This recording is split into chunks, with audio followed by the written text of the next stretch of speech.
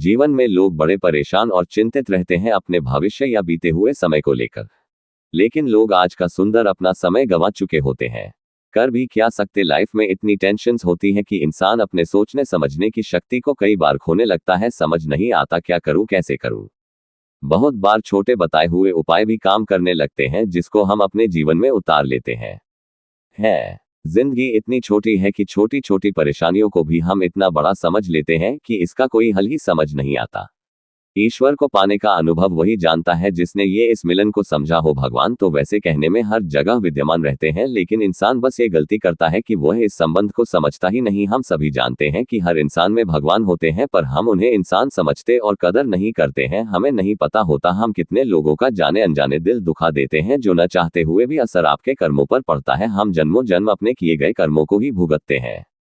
कितने ही जन्मों के अच्छे कर्म से हमें ये मानव शरीर मिलता है, और हम क्या क्या करते रहते हैं समझ ही नहीं पाते क्या करना है। इसीलिए लाइफ में एक गुरु का होना बहुत जरूरी होता है, जो आपको रास्ता दिखाता है। गुरु बिना ज्ञान नहीं, ज्ञान बिना आत्मा नहीं, यह एक प्रसिद्ध कहावत है जिसका अर्थ है कि गुरु के बिना ज्ञान प्राप्त करना संभव नहीं है और ज्ञान के बिना आत्मा का विकास नहीं हो सकता। ये कहावत गुरु के महत्व को दर्शाती है। गुरु एक शिक्षक या मार्गदर्शक होता है जो हमें ज्ञान और समझ प्रदान करता है और हमें सही रास्ते पर चलने में मदद करता है।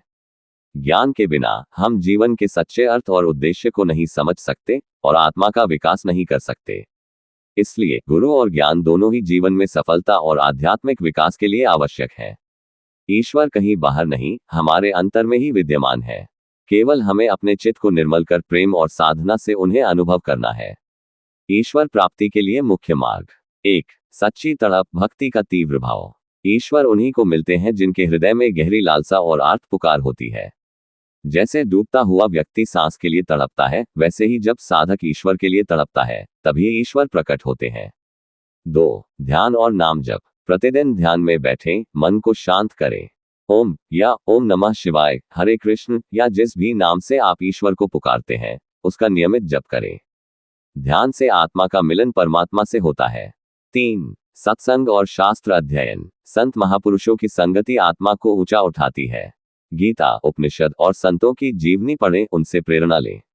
4. निष्काम सेवा और प्रेम। ईश्वर को पाने का सबसे सरल मार्ग है सब में ईश्वर को देखना। निस्वार्थ सेवा करें, करुणा और प्रेम से व्यवहार करें। 5. वैराग्य और आत्मनियंत्रण। इंद्रियों और वासनाओं पर नियंत्रण रखें। संसार में रहते हुए भी मन को ईश्वर से जोड़कर रखें। 6. गुरु की कृपा। शास्त्र कहते हैं, गुरु बिन ज्ञान न होई।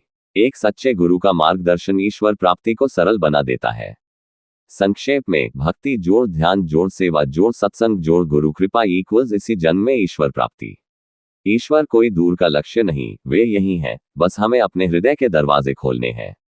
लाइफ में बहुत कुछ होता है, लेकिन खुद पर और अपने इमोशंस पर संयम रखना जरूरी है। अगर आपको हमारी वीडियो अच्छी लगी है तो आप लाइक और कमेंट करें। Thank you.